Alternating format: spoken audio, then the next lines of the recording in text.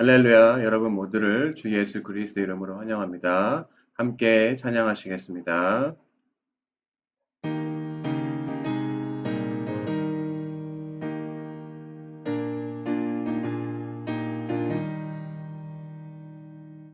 구원으로 인도하는 그 문은 참 좁으며 생명으로 인도하는 그 길은 참 험하니 우리 몸에 지어있는 그 더러운 죄짐은 하나 없이 벗어놓고 힘써서 들어갑시다. 구원으로 인도하는 그 좁은 문 들어가 영생으로 인도하는 그 생명길 갑시다. 이 세상에 많은 사람 큰 문으로 들어가 넓은 길로 갈지라도 멸망으로 끝나니 세상 어떤 불기 영광 모두 베어버리고 주의 말씀 순종하여 그 생명길로 갑시다. 구원으로 인도하는 그 좁은 문 들어가 영생으로 인도하는 그 생명길 갑시다. 구원의 문 열렸으니 그의 공로 힘입어 그저 말고 들어가서 생명길로 갑시다. 구원의 문 닫힌 후에 들어가고 싶으나 한 번 닫힌 구원의 문 또 열려지지 않으니 구원으로 인도하는 그 좁은 문 들어가 영생으로 인도하는 그 생명길 갑시다. 아멘.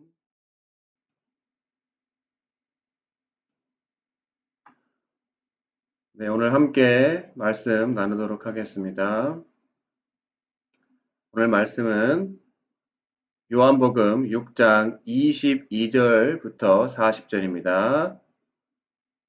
29절만 제가 먼저 읽겠습니다. 요한복음 6장 22절부터 40절까지인데 29절만 먼저 읽겠습니다.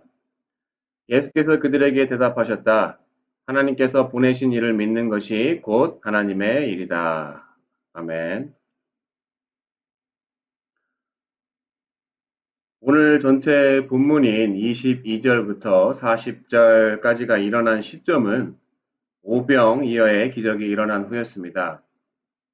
많은 사람들은 이전에 어디서도 볼 수 없었던 예수님이 행한 기적 때문에 흥분해 있었고 그에게 단 한 번이라도 다가가기 위해서 모두가 그 기회를 찾고 있었던 때였습니다. 그때 한 무리가 가버나움에 계신 예수님을 발견하고 25절에 이렇게 이야기합니다.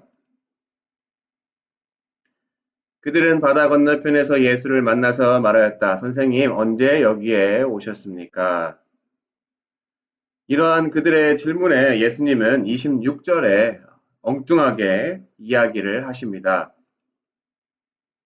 예수께서 그들에게 대답하셨다. 내가 진정으로 진정으로 너희에게 말한다. 너희가 나를 찾는 것은 표징을 보았기 때문이 아니라 빵을 먹고 배가 불렀기 때문이다. 예수님은 그들이 언제 여기에 오셨냐라는 질문에 대한 대답 대신에 그들이 예수님을 찾으신 이유에 대해서 정확하게 짚어주셨습니다. 그것은 바로 예수님이 누구이신지를 알 수 있는 표징, 사인 대신에 그가 행한 기적의 산물인 빵을 바라는 그들의 어리석음을 향한 꾸짖음이었습니다. 그리고 27절에 계속해서 그러한 의도를 가지고 예수님을 찾은 무리들에게 무엇을 해야 하는지 가르쳐 주십니다. 너희는 썩어 없어질 양식을 얻으려고 일하지 말고 영생에 이르도록 남아있을 양식을 얻으려고 일하여라. 이 양식은 인자가 너희에게 줄 것이다. 아버지 하나님께서 인자를 인정하셨기 때문이다. 다름 아닌 영원한 생명인 영생을 위한 일을 하라고 예수님은 이야기하셨습니다. 이에 무리들은 28절에 물었습니다. 그들이 예수께 물었다. 우리가 무엇을 하여야 하나님의 일을 하는 것이 됩니까? 그리고 여러분들이 읽으신 오늘 본문의 핵심인 29절에 예수님께서 말씀을 하십니다. 하나님께서 보내신 일을 믿는 것이 곧 하나님의 일이다. 도대체 하나님의 일이 무엇입니까? 29절의 문장의 구조를 보면 보내신 이, 바로 예수님을 믿는 일이 그것이 바로 하나님의 일임을 이야기하고 있습니다.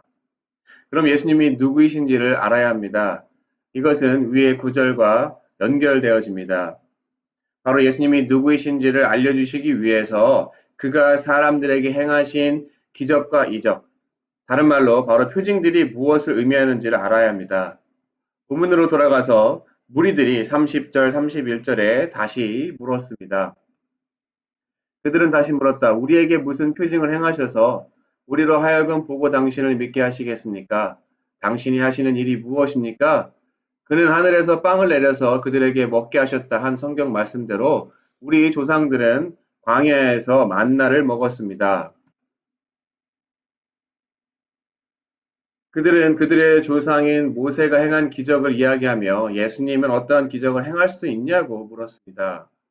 그때 예수님은 만나를 내리심은 바로 하나님보다 하나님에게 사용되어진 인간 모세에만 초점을 두는 것을 아시고 32절에 이렇게 대답하십니다.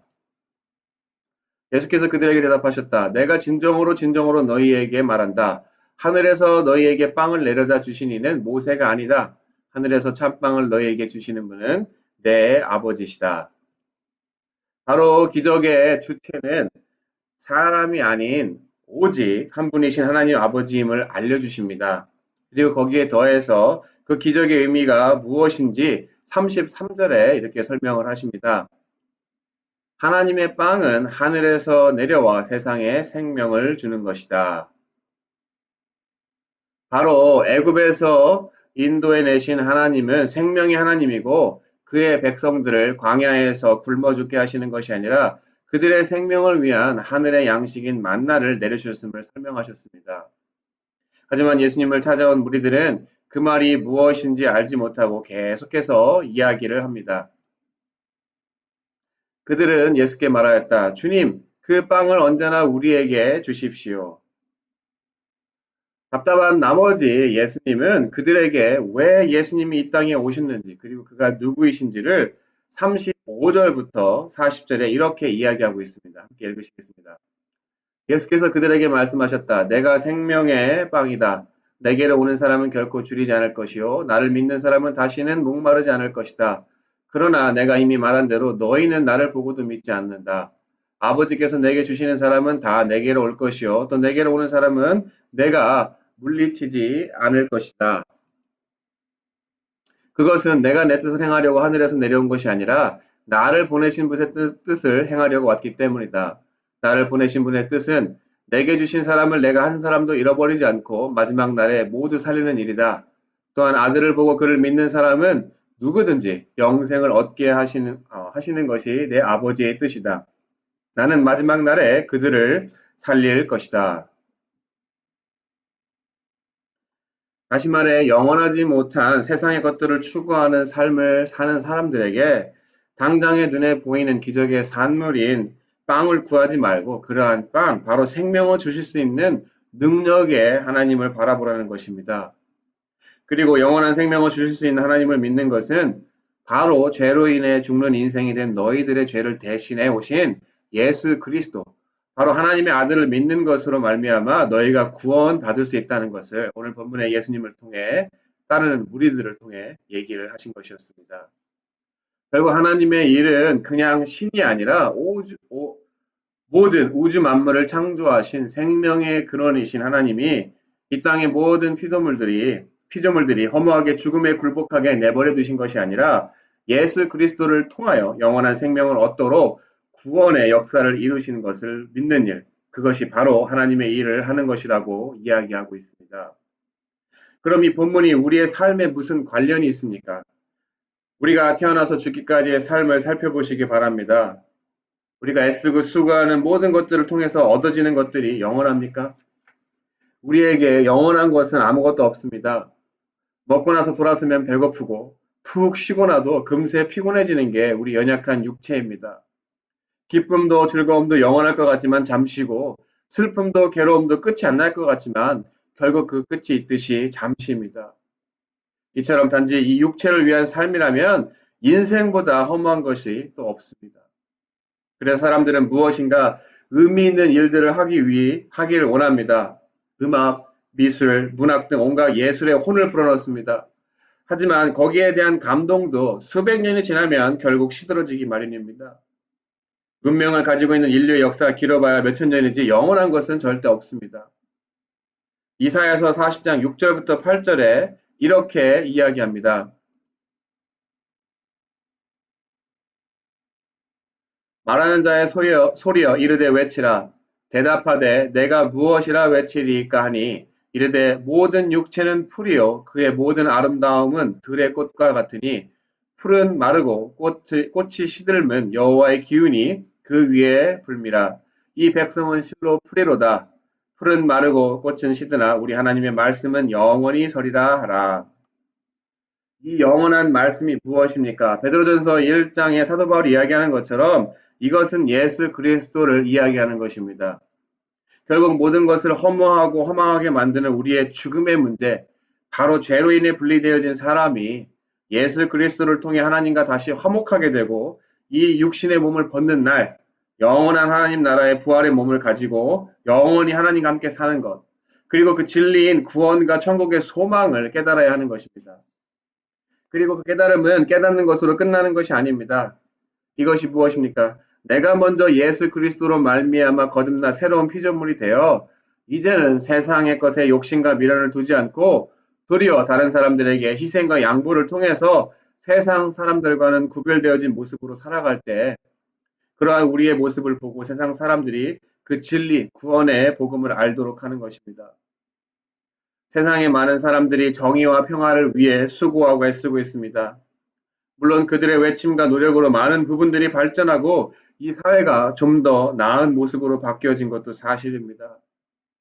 하지만 궁극적으로 정치, 경제, 사상, 철학 그리고 위대하다고 여기는 영웅인 사람으로는 절대 이 세상을 변화시킬 수가 없습니다.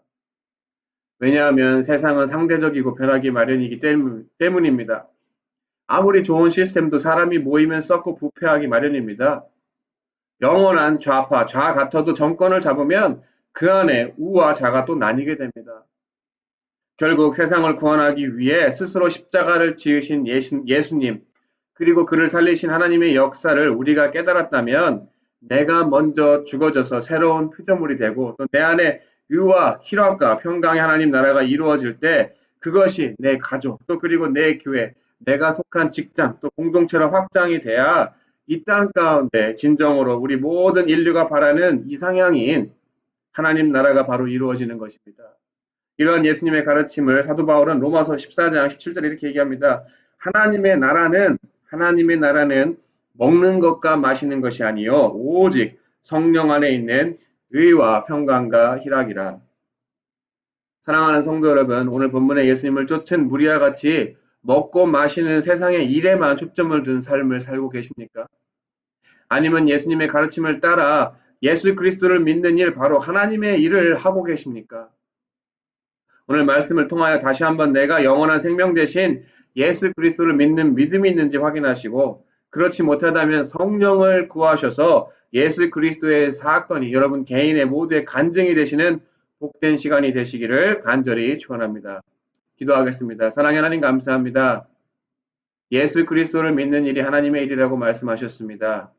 예수 그리스도가 이 땅 가운데 오셔서 보여준 모든 기적과 이적이 무엇을 의미하는지 우리가 다시 한번 깨닫게 주님이 도와주시고 십자가의 사건이 그냥 다른 사람들의 이야기가 아니라 내 개인의 경험, 간증이 되어지게 주님이 도와주시고 그로 인해서 성령의 도우심으로 말미암아 내 안에 먼저 의와 평강과 희락이 넘쳐 하나님 나라를 이룰 때 우리의 삶의 모습을 보고 많은 사람들이 예수 그리스도를 찾을 수 있도록 저희를 구원의 복음의 나팔수로 사용하여 주시옵소서. 이 모든 말씀 살아계신 예수 그리스도 이름으로 기도드렸습니다. 아멘.